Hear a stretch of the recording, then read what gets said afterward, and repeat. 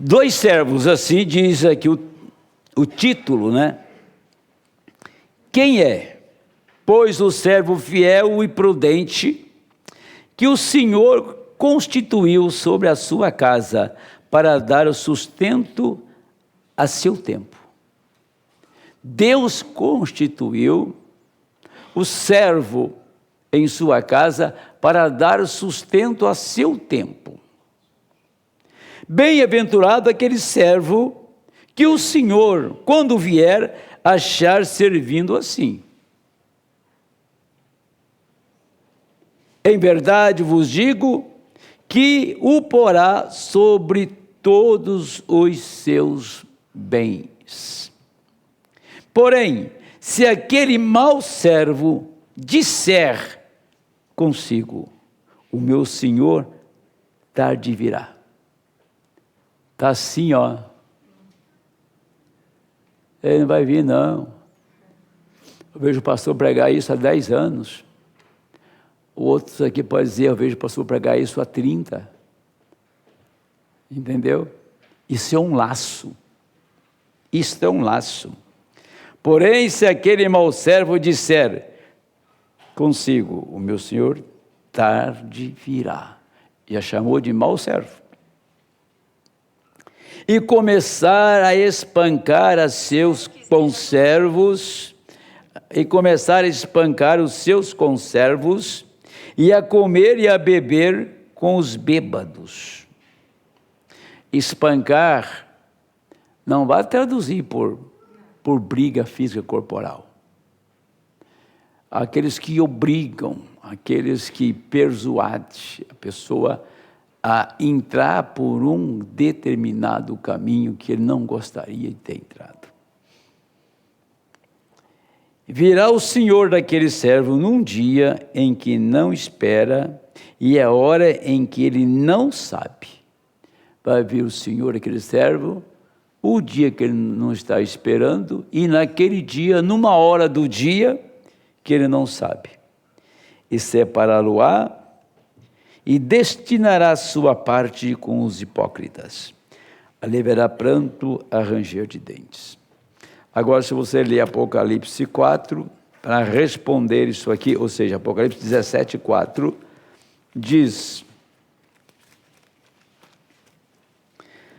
E a mulher estava vestida de púrpura e de escarlata, adornada com ouro e pedras preciosas e pérolas, e tinha na mão um cálice de ouro cheio das abominações da imundície de sua prostituição. E na sua testa estava escrito o nome mistério: a grande Babilônia, a mãe das prostituições e das abominações da terra. Verso 6. E vi que a mulher estava embriagada do sangue dos santos e do sangue das testemunhas de Jesus, e vendo-a maravilhei-me com grande admiração. Amém. Pode sentar um instantinho. Você percebe na parábola que ele está dizendo aqui, começar a espancar os seus conservos, comer e a beber com os bêbados. Quando fala de embriaguez na Bíblia, está falando de doutrina. Quem se embriaga com uma doutrina, com ensinamento falso, ele fica como um bêbado natural, inconsciente das suas responsabilidades. Converse com um bêbado e você verá o quanto ele é responsável.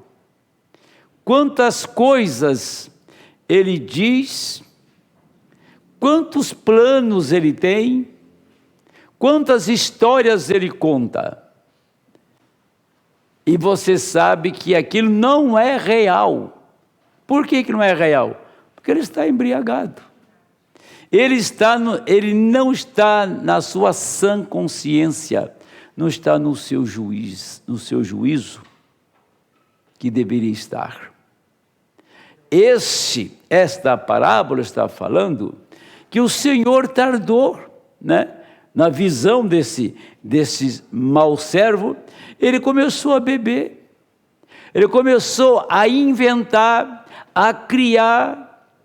Por isso que nós estamos vivendo uma avalanche de doutrinas, de todos os modos, de todas as coisas espantosas que você pode pensar. Como que uma pessoa pode crer desta maneira?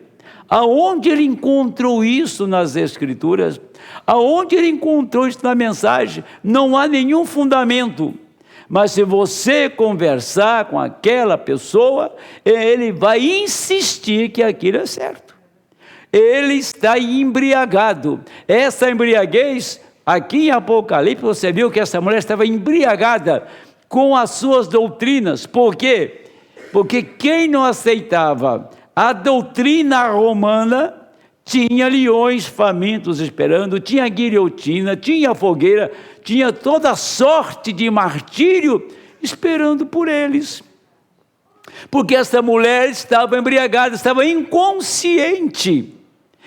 E é por isso que ela matou 68 milhões de cristãos nas eras negras, em nome da verdade, em nome da igreja, em nome de Cristo, em nome do Evangelho.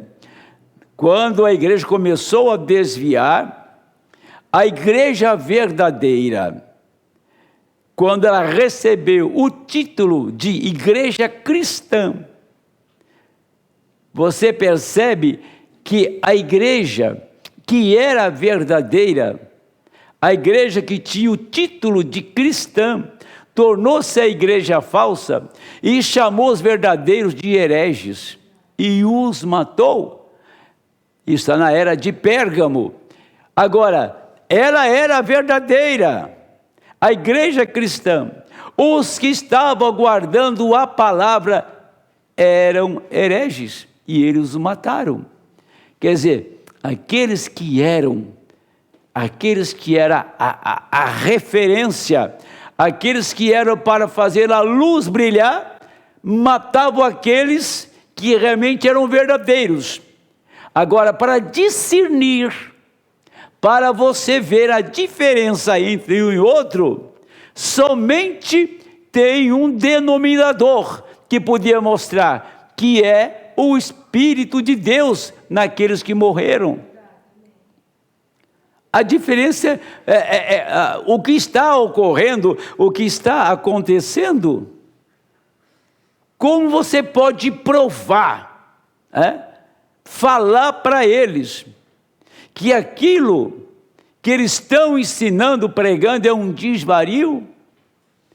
Você não vai convencê-los. E o grupo da verdadeira palavra tornar-se-á hereges para eles. Eu tomei isso na mensagem Eventos Modernos Esclarecidos por Profecia. Foi Mombrana que disse, e vou ler: Deus colocou o seu nome em Jesus. Ele foi o Filho de Deus. O Filho vem em nome de seu Pai. Ele disse: eu venho em nome de meu Pai, vós não me aceitais? Eu venho em nome de meu Pai. Você vem em nome de seu Pai. Jesus veio em nome de seu Pai, portanto, o nome de seu Pai é Jesus, exatamente porque ele veio em nome de seu Pai. E não me aceitais, outro virá, e a ele aceitareis. Vocês tomarão suas denominações e seguirão com elas. Simplesmente sigam em frente. A Bíblia diz: eles foram levantados para preencher este lugar. Eles foram levantados para preencher este lugar. Meu Deus, às vezes eu fico Ficou horas lendo e pensando comigo, quantos passaram por mim, por esse ministério, e tomaram um caminho completamente ao contrário. Você tem vontade de ir lá e dar uma boa sacudida e fazer que a amnésia dele acabe. Mas sabe o que acontece? O que acontece é que eles têm um lugar. E eles estão exatamente no lugar que Deus destinou eles. Vocês acham, se houvesse recursos no céu, para salvar Judas Iscariote, Jesus não salvaria aquele homem? Não tem recurso no céu para salvar uma pessoa que não tem predestinação, que não tem eleição, não tem recurso. Todo o recurso que nós temos está no sangue de Jesus Cristo. Se o sangue de Jesus, que hoje é o Espírito Santo na igreja, não for o recurso suficiente, vamos perguntar, qual é a outra fonte? Qual é a outra corte de apelo que você pode ir lá e apelar e ser salvo? É uma questão de Hebreus 6. Hebreus 6, você percebe que eles tiveram uma oportunidade, eles provaram do dom celestial, eles provaram do Espírito Santo e recaíram, e lá Paulo diz que é impossível que eles sejam renovados para arrependimento. Não há, como que você vai fazer uma pessoa se arrepender quando ela acha que não tem pecado? Tem como você fazer uma pessoa se arrepender? Ela não tem pecado, arrepender de quê, rapaz? Mas deixa o Espírito Santo falar que você fez uma coisa errada. Eu, como homem, se falar, você falar como uma pessoa para a outra pessoa, não tem nenhum resultado. Mas se o Espírito Santo ir àquela pessoa e chamá-la de mentirosa, ele fica desesperado para acertar aquela mentira, para acertar aquele pecado. Ele fica desesperado. Enquanto ele não acerta aquilo, a sua alma está desesperada. Por quê? Porque o Espírito mostrou que ele é um pecador. Foi o que aconteceu com Gabe. Ele viu, se eu morrer assim, eu estou perdido e o sol está se pondo. Vou para aquela igreja, vou sentar no banco da frente e vou dizer para aquela igreja, eu só saio daqui depois da minha morte. Ele não estava levando aquilo de uma maneira leviana e com brincadeira. Ele tinha tido encontro com Deus no pôr do sol. Nós encontramos com o Senhor bem no pôr do sol. O meu sol está se pondo. Eu sou um homem de idade, mas o nosso sol, que é Cristo, tem se posto também, tem se colocado. É hora da gente levar isso com mais responsabilidade, com mais compromisso. Mas a questão que você não vai convencer, você tem que apenas mostrar para o povo que está te ouvindo o que significa esse momento, o que representa esta hora e o que elas têm ouvido e o que o Senhor tem enviado. Do contrário, você não vai convencer ninguém. Senão eu já tinha mudado o quadro dentro da minha casa. Entendeu? Não é questão de você querer, é questão de Deus tratar. Jacó, quando ele ia morrer, veja bem, Jacó, na hora da sua morte, chamou seu filho José e disse, coloque a sua mão aqui nesta perna doente, porque foi essa parte do fêmur que o anjo deslocou Jacó. Nunca mais ele andou de maneira certa, ele andou de uma maneira, ele manquejou o resto da vida. Põe a sua mão aqui, meu filho, nesta perna aleijada. Foi a partir daquele dia que eu encontrei o Senhor. Quando eu fiquei aleijado, Deus teve que tratar comigo de uma maneira dura, para que Jacó fosse embora e nascesse Israel. E disse assim para José: eu quero que você preste um juramento, José, que os meus ossos não ficarão aqui no Egito, porque um dia Israel vai subir daqui, e os meus ossos irão e vai sepultar lá perto do túmulo de Abraão, meu pai. Vai sepultar onde está Sara, vai sepultar onde está Jó, porque ele sabia que a ressurreição não nascia, não viria daquela nação egípcia, mas que isso viria lá da Palestina. Isso era uma sombra. Isto era um tipo que você sabe que a ressurreição sai de um único lugar, sai da palavra. Não há ressurreição fora da palavra, não há ressurreição fora de Cristo. Então, a única pessoa que pode me ressuscitar chama-se Espírito Santo. Ele que levantou o meu Senhor da sepultura, é Ele que vai me transformar o meu velho corpo em um corpo novo, é Ele que vai chamar os nossos irmãos que dormem. Esta pessoa chamada Espírito Santo que foi dado a nós, e que há tanto pouco interesse em recebê-lo. Deixa eu continuar.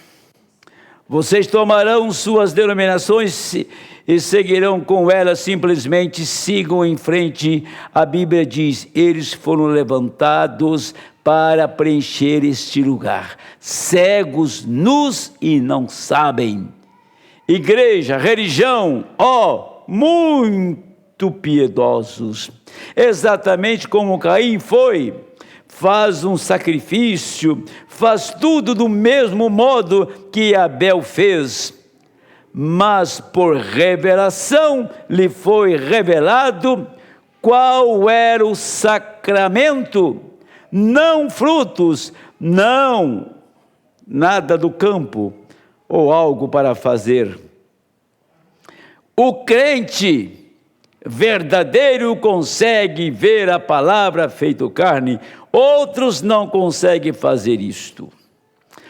Todos aqueles israelitas, depois que tinham visto Moisés realizar aquilo, e os trouxe diretamente ao grande concílio, onde ia se efetuar, cada um deles disse: nós iremos com Balaão, porque achamos que o doutor Balaão está certo. Ele é mais inteligente e mais instruído, tudo, de modo que simplesmente receberemos isto.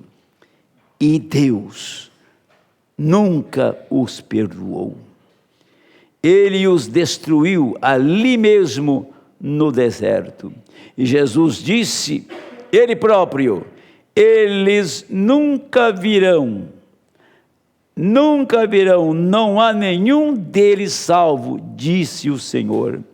Eles disseram: nossos pais comeram maná no deserto por 40 anos. Ele disse: eles estão todos mortos, eternamente separados de Deus. Eles estão todos mortos, certamente, porque ouviram a um erro. Quando Moisés, o vindicado de Deus, e um líder para lhes mostrar o caminho para a terra prometida, eles tinham vindo bem até este ponto, mas então não quiseram ir em sua companhia. Agora, crentes conseguem ver isto, mas incrédulos não conseguem ver isto vindicado. Caifás, veja quão piedoso, quão bom era Caifás. Veja o quanto todos aqueles sacerdotes, quão piedosos eles eram. E Jesus se voltou e disse: vós tendes por pai ao diabo e quereis fazer suas obras. Mas havia alguns crentes que se encontravam ali. Você acha que aqueles discípulos poderiam ter entendido quando Jesus disse: eu e o Pai somos um? Eles não poderiam explicar isto. Quando ele disse: se não comerdes a carne do Filho do Homem e beberdes seu sangue, não tendes vida. Poderiam eles explicar isto? Não, mas eles creram nisto, porque viram Deus sendo vindicado, feito carne. Jesus disse: se não faço as obras de meu Pai, então não me acrediteis. Mas se faço as obras de meu Pai, a palavra que está prevista para eu fazer, se não podeis crer em mim, crede nas obras que eu faço, para que possais ser salvos. Estão vendo? E Jesus disse: as minhas ovelhas conhecem a minha voz, elas conhecem a minha palavra, elas a veem quando é vindicada para a era que eles estão vivendo. Bem, Caifás conhecia a palavra também, mas não a palavra para aquela era. Caifás conhecia a palavra. Ele era sacerdote. Ele não era um analfabeto. Aliás, muito instruído. Muito instruído. Vemos o que Paulo tinha de entendimento da lei de Moisés, e não era sacerdote. E sacerdote tem que entender cada tio, cada ponto, cada vírgula da lei. Ele tinha a palavra do que os fariseus tinham empurrado para dentro dele, mas não a palavra vindicada da hora. E o Senhor diz: as minhas ovelhas conhecem a minha voz. Elas conhecem o meu sinal, elas conhecem o meu milagre, elas sabem quem eu sou.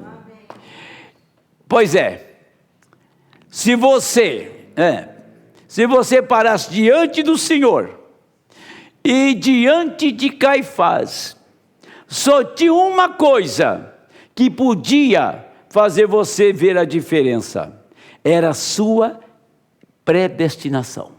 Era a sua eleição. Do contrário, Caifás era muito mais instruído.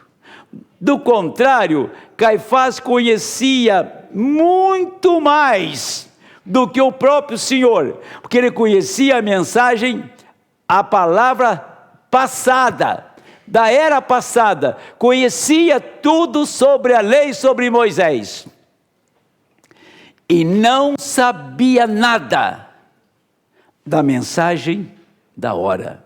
E o que era a mensagem da hora? Era o próprio Deus encarnado. Como que ele podia crer que Deus estava num homem e o nome do próprio Deus estava nele? Porque ele disse: eu vim manifestar o nome de meu Pai, eu e o Pai somos um.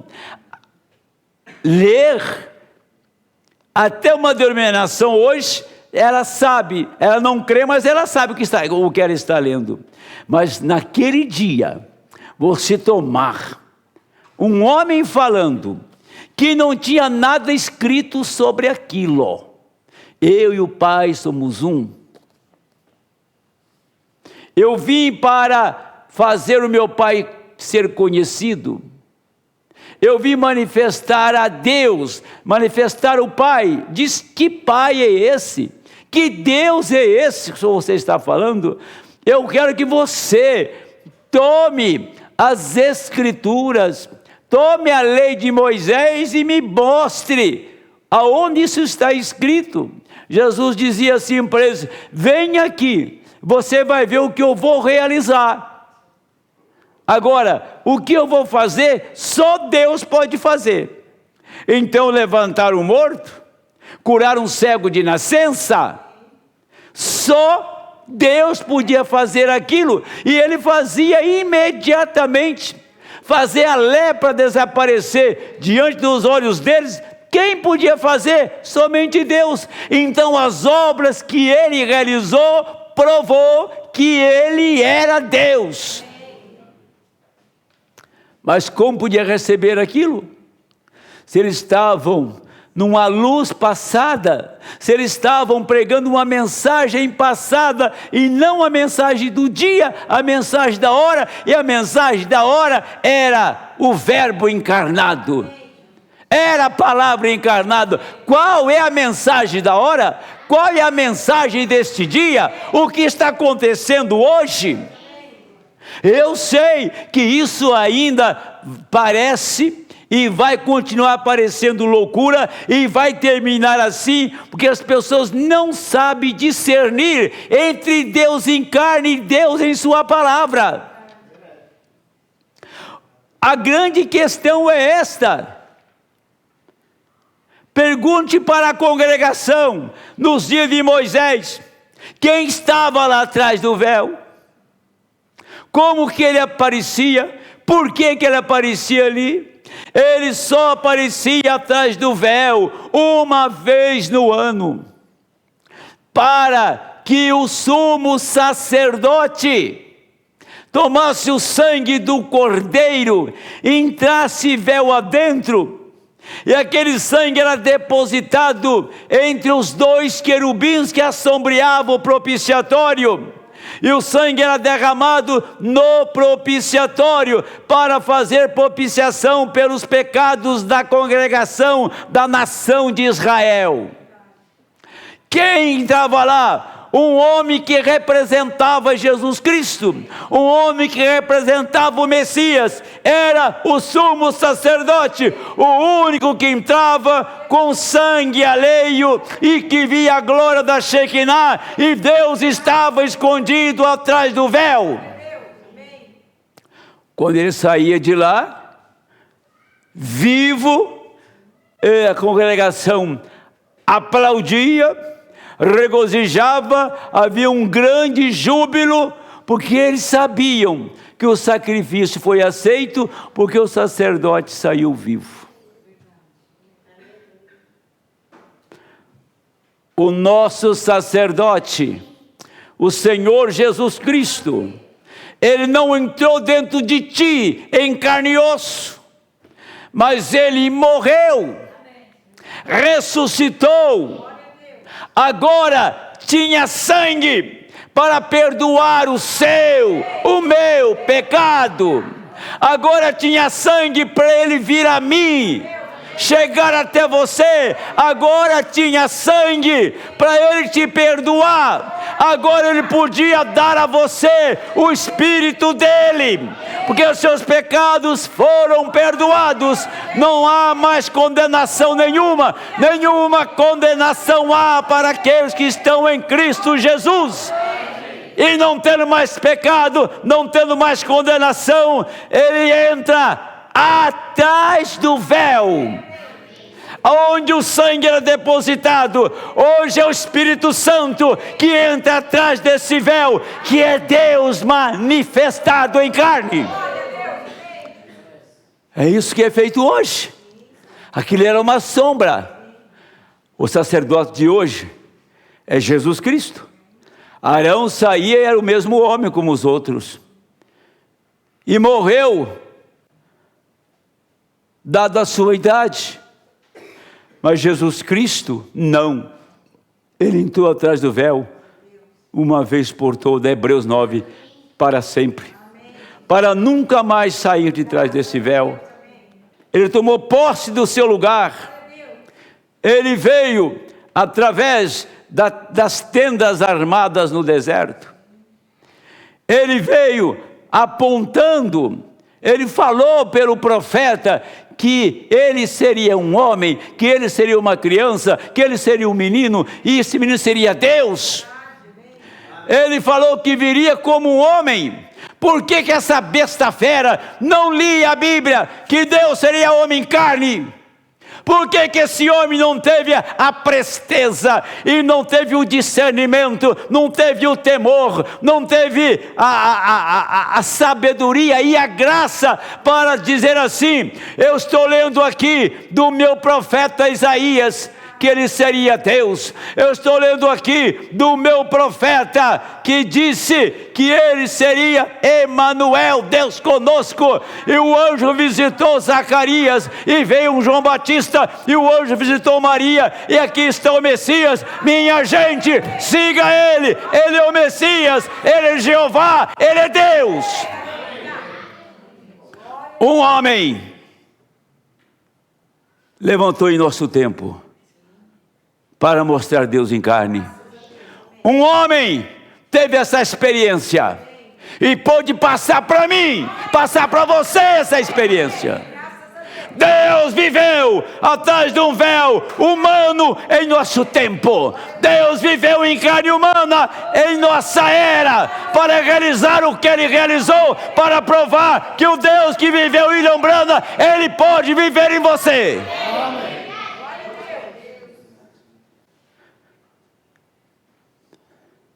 Você sabe, essa igreja tem que entender isto. Se isso não for entendido, crido, recebido, morrereis em vossos pecados, porque eu preguei uma mensagem recentemente intitulada: se não crede que eu sou, morrereis em vossos pecados. E só vai no arrebatamento quem não tem pecado. Só vai o arrebatamento quem está cheio do Espírito Santo. Então, minha gente, vocês que me escutam, não vamos brincar com isso. Outros faz questão de arrumar compromisso no dia de culto, só para não vir na igreja. Não estou dizendo que todos são assim, mas tem uns espíritos que faz isso.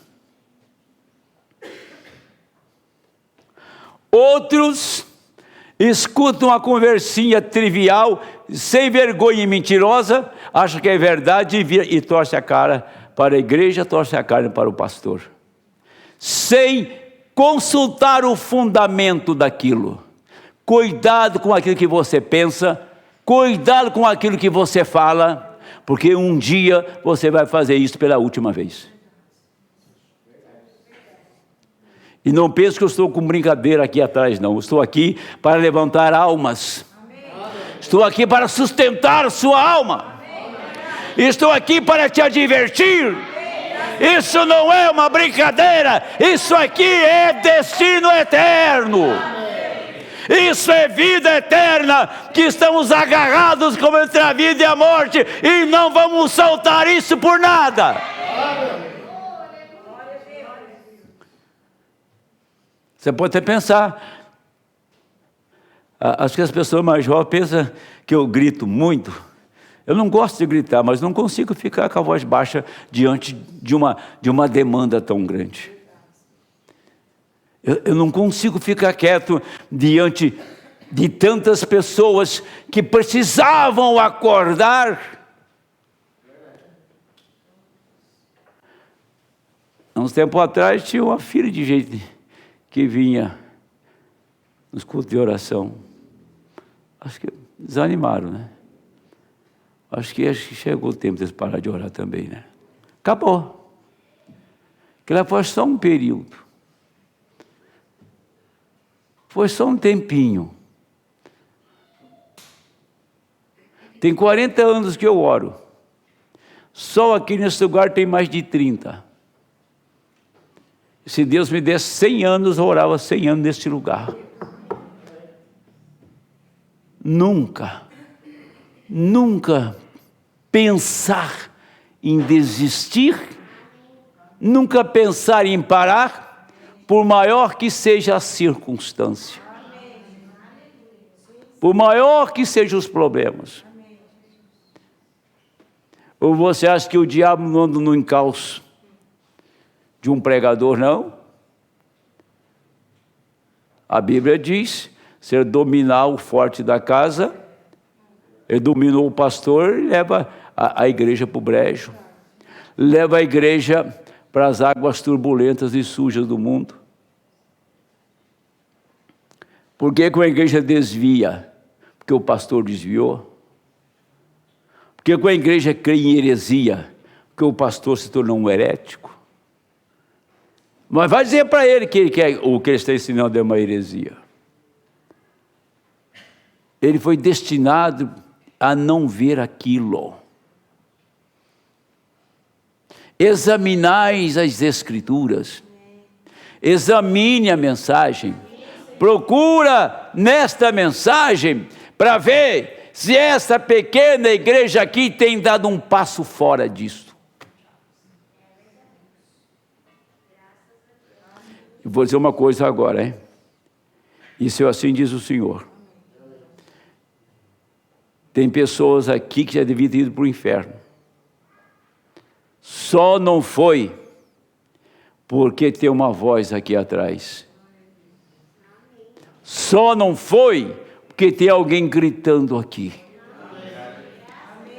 E esta pessoa está me ouvindo agora mesmo. E sabe que eu estou falando com ela. Porque estava realmente decidida a entregar a vida para o diabo. Essa é uma longa história. Isto é uma longa história, que fica entre eu e Deus, e a vítima do diabo. Mas quer dizer que Deus cruzou o caminho desta alma preciosa, e Satanás foi travado na hora que ele ia, no momento que ele ia aplicar o golpe, ele foi travado. É motivo para levantar a mão e glorificar a Deus. Deus guardou esta alma preciosa. Deus guardou este homem, esta mulher. Deus guardou esta vida. Um passo para cair no abismo. Ali Satanás foi travado. Eu sei disso, por experiência. Não estou aqui pregando algo que não seja real. Já vi pessoa cair na minha frente e pular com um frango destroncado, arrependido e chorando. Mas eu já vi pessoa entrar no meu escritório e dar uma risada para mim, escarnecer, chamar eu de louco e ir embora. Vá atrás dele, para ver a vidinha dele como está boa hoje. Gente, vocês que creem, que amam o Senhor Jesus Cristo, ama a palavra que Ele enviou pelo seu profeta, vocês que amam o profeta do Senhor, entregue tudo o que vocês têm a Ele. Ele não irá te desamparar, Ele irá te sustentar. Quando chegar aquela grande hora, Ele vai atravessar você do outro lado. Tem alguém te esperando para te pôr lá naquela terra. Amém. Tem alguém que te aguarda lá naquela hora. Quando vier aquele momento, surgir aquele momento, Ele está ali. Amém. E te conduzirá para a vida eterna, para o gozo, para a alegria sem fim, a bem-aventurança eterna, vida eterna.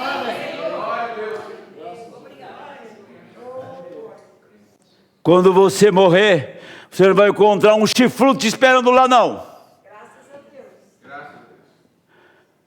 Você vai encontrar um anjo,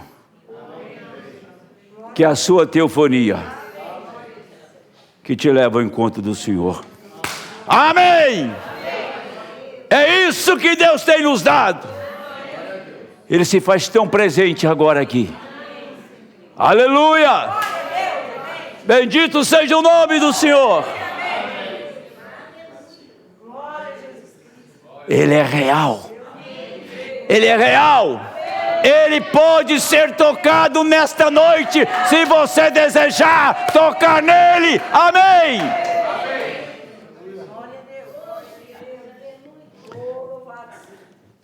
Vou ler uma profecia do irmão Brano aqui, eu vou encerrar. Vamos ficar em pé em nome do Senhor.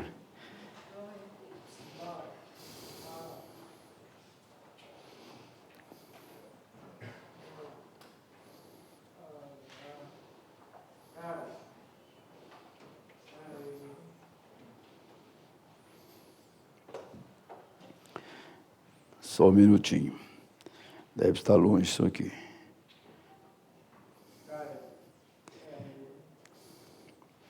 A mensagem é testemunho de uma testemunha.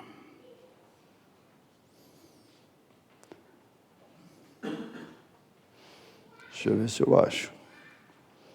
Eu vim com ela na agulha para cá, até aqui, ó. Eu conheço esse irmão aqui, sabe? Conheço assim na mensagem, né? Agora vamos encerrar para a gente orar. Mas tem algo que está me incomodando.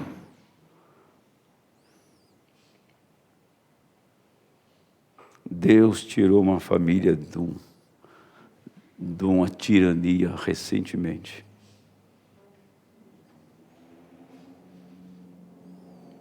Deixe-me contar-lhe mais uma coisa, porque fez. Este pequeno companheiro assentado aqui, chamado Aigbotam,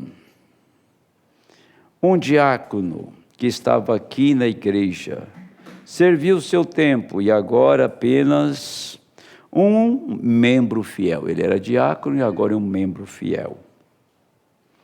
Ele levantou-se esta manhã para falar em línguas. Eu creio em profetizar, porque o Espírito Santo disse hoje de manhã, quando ele estava dando a interpretação, diz: eu ungi meu servo para trazer-lhes coisas que deveriam saber.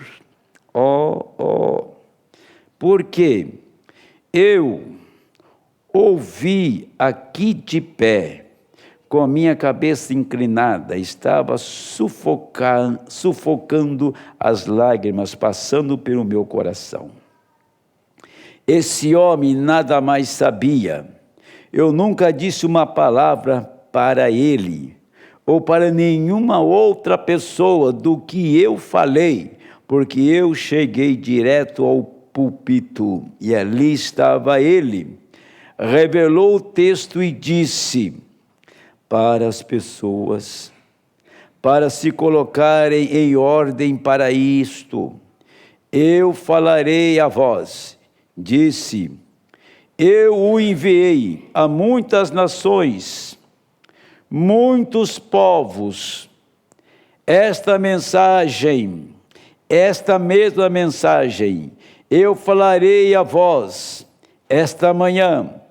Prestai atenção a isto. Ele disse: pois eu ungi e o enviei, ó Deus. O que é isso? O Espírito Santo, a verdadeira testemunha de Deus. O que é isso? A deidade que abrigou-se em um tabernáculo humano. O nome dele é Aigbotam. Ele levantou e disse para a igreja: fique em ordem, porque o Senhor vai falar.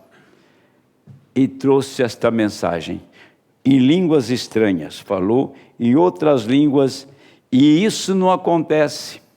Quando alguém fala em línguas, então não aparece na mensagem, e esta apareceu aqui. O que o profeta diz assim: o irmão nos trouxe uma mensagem em língua estranha, assim diz o Senhor, e não fala o que foi. Mas aqui ele contou.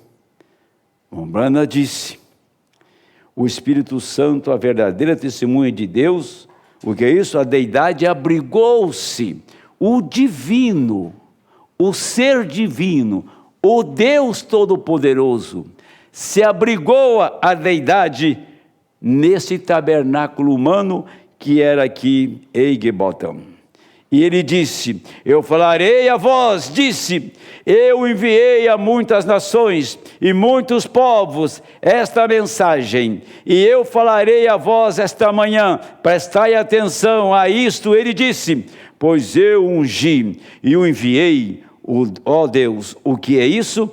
Eu enviei a muitas nações, a muitos povos. Era uma mensagem que ano foi isso? Ano de 1961. Este homem nada sabia da vida do irmão Brana. Ele não sabia que o irmão Brana era Malaquias 4, porque os selos não estavam abertos. Ele não sabia que William Brana era Apocalipse 10, 7, porque só descobrimos depois que os selos abriram, que os mistérios foram revelados. Ele não sabia que o irmão Branham estava manifestando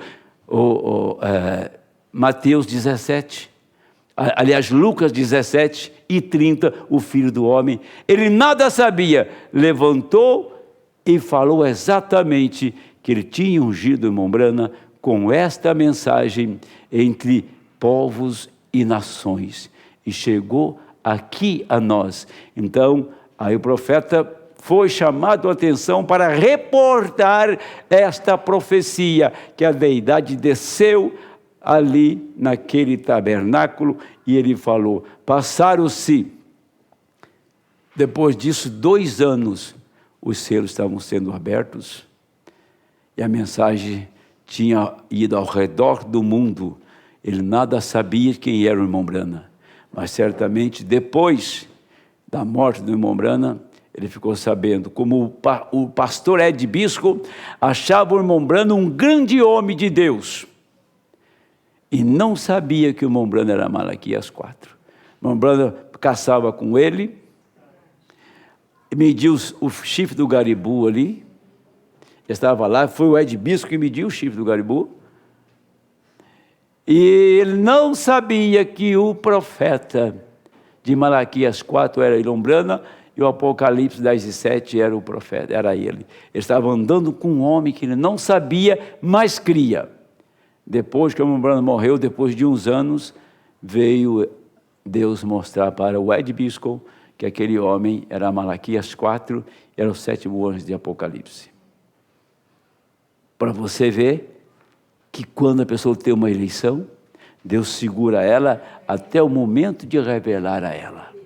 Deus te segurou até o momento que Ele pôde falar com você, você se aquietar e Ele falar com você, mostrar para você. Agora, o esforço total dessa hora final é mostrar para a igreja que nós chegamos na última estação, não tem outra para frente, temos que ir embora. Deus abençoe em nome do Senhor. Nós vamos orar.